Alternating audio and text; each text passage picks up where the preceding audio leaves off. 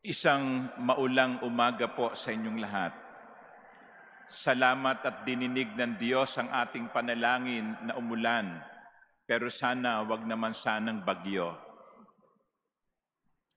Mga minamahal kong kapatid, lalo na yung mga magulang na naririto, ano kaya't isang umaga ay sinabi sa inyo ng inyong anak na bata, binatilyo o dalagita, Mommy, Daddy, I love you very much. Matutuwa kayo. Pero tatanungin nyo, why? Bakit? And then sasabihin ng bata, kasi, Mommy, dinagdagan mo ang allowance ko. Ayan. Okay. Or, another child will say, Mommy, Daddy, I love you so much because you gave me my own room. Yeah. May sarili na siyang room.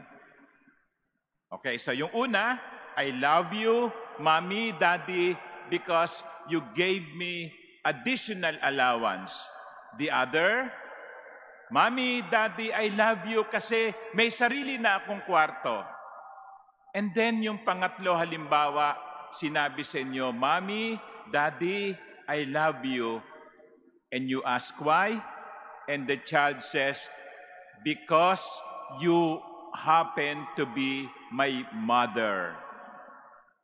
You happen to be my father. Tuwang-tuwa ako, mahal na mahal ko kayo, sapagkat kayo ang naging tatay ko. Kayo ang naging nanay ko. O sa mga magulang na naririto, o sa mga magulang na sumusubaybay sa atin, ano ang pipiliin nyo? Ano mas gusto nyo? Mahal kayo ng nanay ng anak nyo dahil dinagdagan nyo ang kanyang allowance? O kaya binigyan nyo siya ng sariling room? O kaya mahal na mahal niya kayo kasi kayo ang naging nanay at tatay niya? Hindi yung ibang tao, hindi yung kanilang kapitbahay. Sige nga, botohan nga tayo. O sino yung may gusto sa number 1? Taas ang kamay. Mahal ko kayo kasi dinagdagan yung allowance ko. O number 2, mahal ko kayo kasi binigyan nyo ako ng room na sarili. O, number 3, taas ang kamay. Ayan. O, sino yung hindi alam kung ano yung pinagbobotohan? Taas ang kamay. Nakakatuwa naman talaga na sabihin ng anak niyo na mahal ko kayo kasi kayo ang naging nanay ko o tatay ko. Hindi dahil sa ginawa niyo para sa kanila. Hindi dahil sa binigay ninyo sa kanila. They love you because you are you. And they are grateful to the Lord because you happen to be their parents. My dear brothers and sisters, today we are celebrating not what God gave to us. Next Sunday, we will be celebrating Corpus Christi. That is what God does to us, gives to us. In a few months, we will celebrate Christmas. That is what God did to us. But today, we are celebrating God Himself. Ang ipinagdiriwang natin ngayon ay hindi kung ano ang ginawa o ibinigay ng Diyos, kundi ang Diyos mismo. At sa pagdiriwang na ito ng misteryo ng Santissima Trinidad, itinuturo sa atin na meron lang isang Diyos. Liliwanagin ko yan, ha? Isang Diyos. Pag tinanong ko kayo, ilan ang Diyos? Isa. Hindi tatlo. Isa. Pero itong Diyos na ito ay ipinadama ang kanyang pagkadiyos. Ipinakita at ipinakilala ang kanyang pagkadiyos sa pamamagitan ng pagiging ama, pagiging anak, pagiging Espiritu Santo. There is only one God, but this God revealed himself as a Son who became man, Jesus Christ, who introduced to us the Father and the Holy Spirit. One God, three persons. One in three.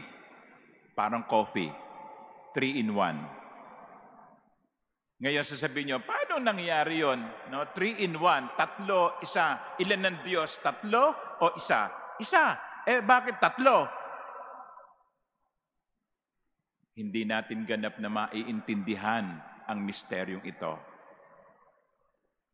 Hindi natin ganap na mauunawaan ang kahiwagaan ng Santissima Trinidad.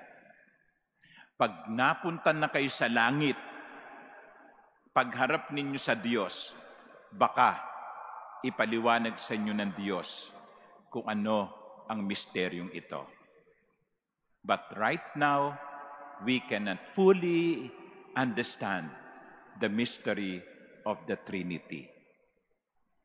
But on the other hand, even if we do not understand fully the mystery of the Trinity reminds us of several things.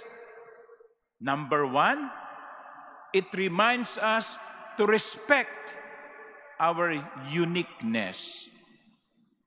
Igalang natin ang ating kaibahan. Sa Santissima Trinidad, ang tatay, ang ama, ay hindi ang anak. Ang anak ay hindi ang ama.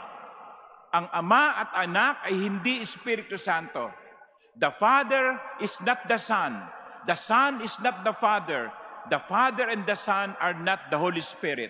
They are unique. They are unique.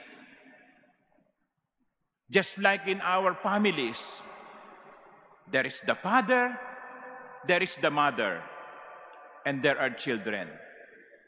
Just like in the church, there are priests, there are lay people, there are religious or consecrated persons. Ang problema, nagkakaluko-luko kuminsan. Kaya nagkakaproblema sa pamilya, yung tatay gustong maging nanay.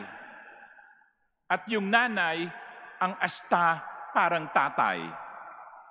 Ang mga anak, kumisan kapag kumikilos, parang mga magulang.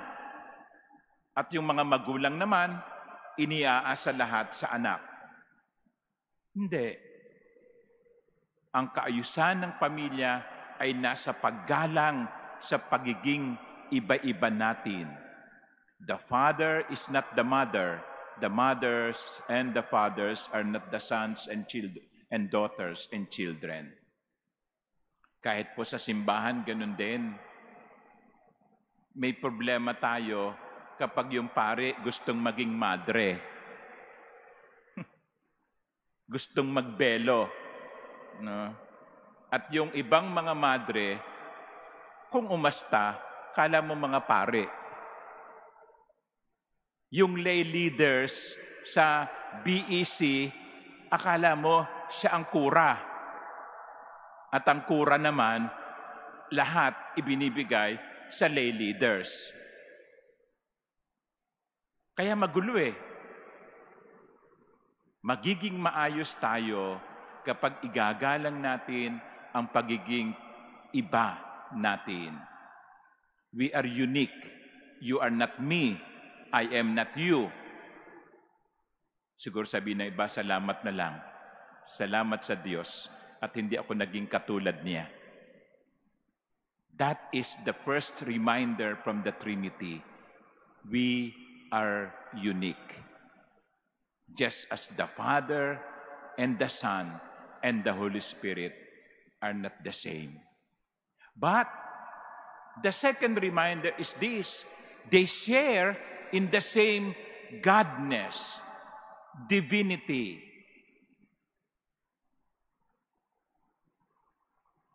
Nagbabahaginan sa iisang pagkadiyos Ang ama ay hindi anak, pero ang ama at anak ay nakikibahagi sa iisang pagkadiyos. Anong ibig sabihin nito sa atin? In our own uniqueness, we bring to the table the gifts that we have, and we share our gifts for the common good. Ganun naman eh. Sa pamilya, ganun din. Si tatay, may katangian na ibinibigay niya sa buong pamilya. Si nanay, may katangian na ibinabahagi niya sa buong pamilya. Ang mga anak ay may kanya-kanyang katangian na ibinabahagi para sa pagbuo ng isang pamilya. Sa Santissima Trinidad, walang akin to, akin lamang to. Hindi, atin to. Atin to. In the family, in the parish, that should be the mentality. Atin to. Kung ano ang meron sa akin, ibabahagi ko para sa lahat. Kaya, nung nakaraang linggo sa aking homily, sinabi ko, discover your gift and share your gift to the community. Ang anumang ibinahagi sa iyo ng Diyos, anumang ibinigay sa iyo ng Diyos, hindi lamang yan para sa iyo. Ang anumang ibinahagi sa iyo ng Diyos ay ibinigay niya para ibahagi din sa iba. In our uniqueness, we contribute to the community for the common good. At ano ang nagbubunsod at nagbubuklod sa Santissima Trinidad? Pag-ibig. God is love. Hindi sinabing God is loving. God is love. Love itself. Ang Diyos ay pag-ibig. Yun ang nagbubuklod sa kanila, ang pag-ibig. Sana, yun din ang nagbubuklod sa atin.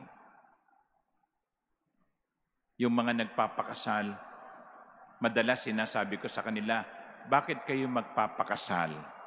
Bakit siya? Bakit ikaw? Isa lang dapat ang dahilan, pag-ibig. Papakasalan mo siya, hindi dahil sa maganda siya. Papangit din yan. Papakasalan mo siya, hindi dahil sa mayaman siya. Pwedeng maubos ang yaman. Papakasalan mo siya sapagkat mahal mo siya. Pag-ibig ang magbubunsod sa inyo upang magtipan habang buhay. Kaya kapag nagkakaproblema ang mag-asawa, hindi agad-agad hiwalay. No?